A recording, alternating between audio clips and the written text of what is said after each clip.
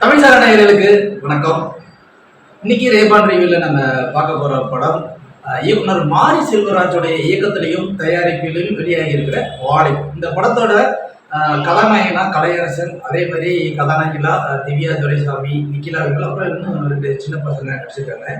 இது வந்து மாரி செல்வராஜ் வாழ்க்கையில நடந்த அவர் அனுபவித்த ஒரு சம்பவத்தை அடிப்படையாக வைத்து எடுக்கப்பட்ட படம்.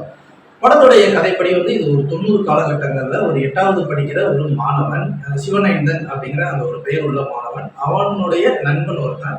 இவங்க 2 பேருமே எப்படின்னா ரொம்ப க்ளோஸ் நண்பர்கள். ஆனாலும் என்னன்னா ஒருத்தர் ரஜினி ஃபேன், ஒருத்தர் கமல் ஃபேன். ஆனாலும் அவங்க கூட விட்டு கொடுக்காத ஒரு நட்பு இருக்கு. இவங்க 2 பேருமே என்னன்னா அந்த ஸ்கூலுக்கு வர டீச்சரை வர ஒரு ஒரு ஒரு விதமான ஈர்ப்புல வந்து அந்த டீச்சரை ரொம்ப பிடிக்கும் அப்படின்றதுனால அந்த பள்ளி பருவத்துல வர ஒரு ஈர்ப்பு இருக்கு இல்லையா, அந்த ஒரு ஈர்ப்புல வந்து அந்த டீச்சருக்கு என்ன பிடிக்குமோ, அவங்க என்ன பண்றாங்க அப்படிங்கிற அந்த ஒரு விஷயத்துல சினிமா கற்பனையிலேயே வாழ்ந்து அவங்க உலகத்துக்குள்ள ஒரு சந்தோஷமா இருக்கிற ஒரு மனிதர்கள். அழியாத கோலங்கள்ல பாலு மகேந்திரா ஒரு 3 மனிதர்களை வச்சுட்டு ஒரு கதை பண்ணியிருப்பாரு இல்லையா, அது மாதிரி அவங்களுடைய அந்த ஒரு உலகத்தை பத்தி இந்த இடத்துல வந்து இவங்க பண்ணிட்டு இருக்காங்க. இதுல வந்து இந்த 2 பேருக்குமே என்னன்னா, அதுலயும் குறிப்பா சிவனேந்தனுக்கு என்னன்னா, அவன் வந்து அந்த ஊரை சுத்தி முக்கியமா வந்து என்னன்னா வாழைத்தோப்புகள் அதிகம். அதுல வந்து வாழை மரத்தார வெட்டி அதை கொண்டு போய் கொடுக்கறது, அதுக்கு வந்து வேலையாட்களா பணியமர்த்தப்படுற கூலி மக்களும் அதிகம். அந்த கூலி மக்கள்ல ஒரு குடும்பத்தை சார்ந்த ஒரு பையன் தான் இந்த பையன். அவங்க அம்மாவும் சரி, அவங்க அப்பாவும் சரி, அப்பா இறந்ததுனால வாங்கின கடனுக்கு வட்டி கட்ட முடியாம இந்த மாதிரி கூலி வேலையை பார்த்து அந்த வாழைத்தாரை தூக்கி போறாங்க.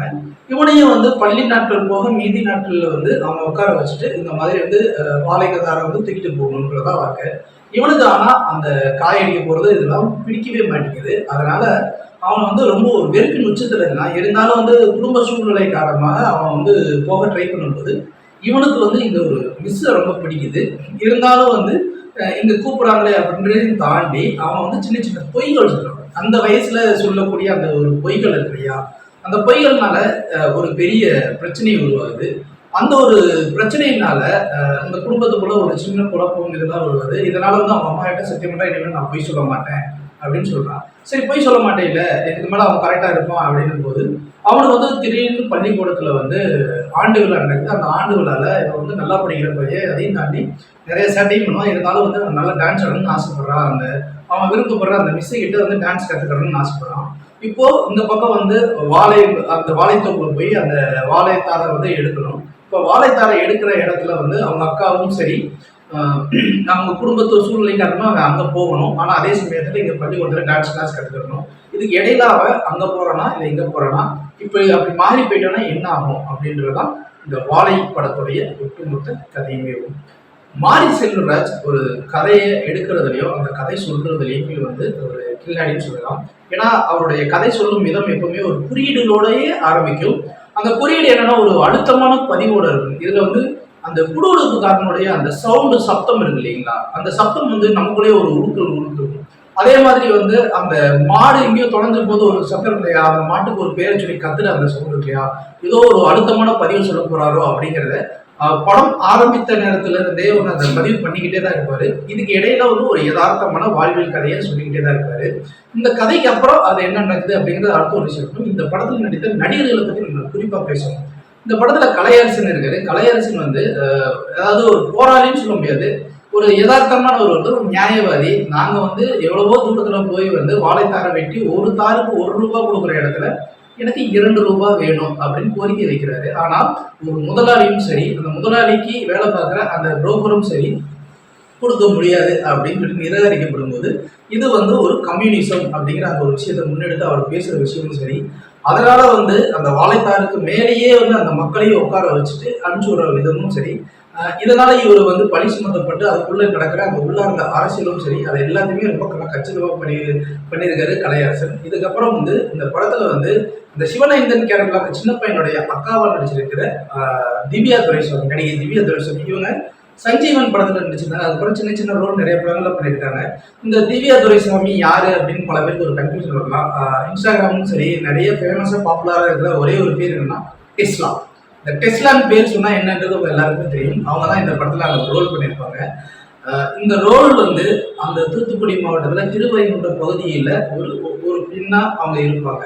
அதே மாதிரி டீச்சரா வர அந்த நிக்கிலா இவங்களும் சரி, தூத்துக்குடி மாவட்டத்தை சார்ந்தவங்க அப்படிங்கிற அந்த ஒரு விஷயத்துக்காக அவ்வளோ யதார்த்தமா அப்படிம்பாங்க. ஏன்னா பொதுவாகவே வந்து பாத்தீங்கன்னா அந்த காதுல வளையம் போட்ட தோடு போடுறது அப்படின்னு பாத்தீங்கன்னா அந்த தூத்துக்குடி நெல்லை மாவட்டங்கள்ல இருக்கிற பெண்கள் அதிகமாகவே அதை தான் உபயோகப்படுத்துவாங்க.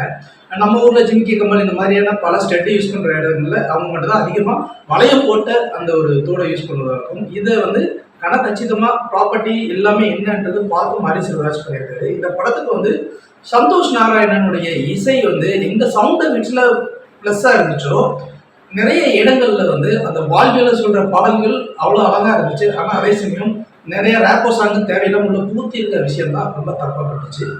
மற்றபடி சந்தோஷ் நாராயணனுடைய இசையினுடைய அதே மாதிரி தேனி ஈஸ்வருடைய அந்த ஒளிப்பதிவு இருக்கு இல்லையா, பச்சை பசையல் என்ற இடத்துல ஒரு வறுமையையும் காட்டணும், அதே சமயத்துல அந்த வறுமையை தாண்டி அதுக்குள்ள இருக்கிற ஒரு வாழ்வியலை காட்டணும், அந்த வாழ்வியலுக்குள்ள இருக்கிற ஒரு அழகியலையும் காட்டணும் அப்படின்னு அவர் எடுத்துக்க அந்த ஒரு மெனக்கெடல் அதுக்காக வந்து டேரக்டருக்கு ஈக்குவலண்டா உழைச்சிருக்காருன்னு தான் சொல்லி ஆகும். ஸோ தேனி ஈஸ்வர் அவ்வளோ அழகா பண்ணியிருக்காரு.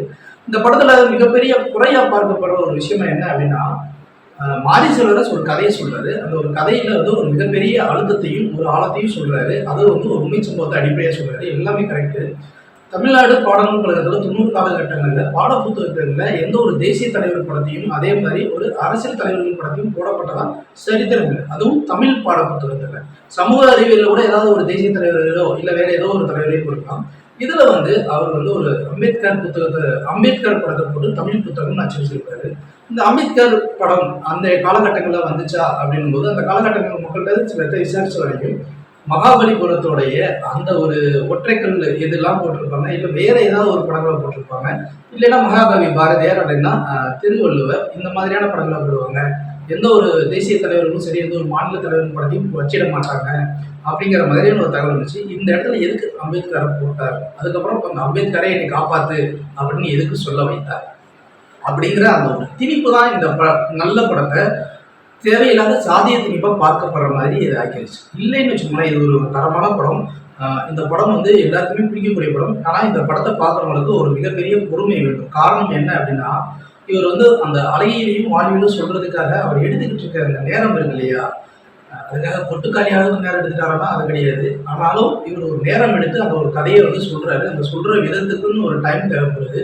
ஒரு அரை மணி நேரம் வரைக்கும் நம்ம பொறுமையா இருந்தால் மட்டும் அடுத்து என்ன சொல்ல வர்றாருன்னு நமக்கு புரிய வரும். ஏன்னா அந்த வாழ்வியலை புரிஞ்சுக்கிறதுக்கு ஒரு அரை மணி நேரம் நமக்கு தேவைப்படுது.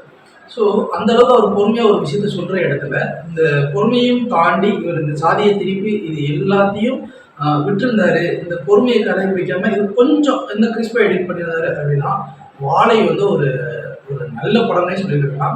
இந்த மாதிரியான திணிப்புகள் இதனால இது என்னன்னா ஒரு ஓரவஞ்சனையா பார்க்கப்படுறதுனால இது வந்து ஒரு ஆவரேஜ் படம் ஆயிடுச்சு அப்படின்னு சொல்லலாம். எங்களுடைய இந்த ரிவ்யூ உங்களுக்கு ரொம்ப பிடிச்சிருந்தா லைக் பண்ணுங்க, ஷேர் பண்ணுங்க. மறக்காம உங்களுடைய கருத்துக்கள் ஏதாவது முரண்பாடா இருந்துச்சுன்னா அதை கீழே கமெண்ட் பாக்ஸ்ல கமெண்ட் ஆகும் பண்ணுங்க.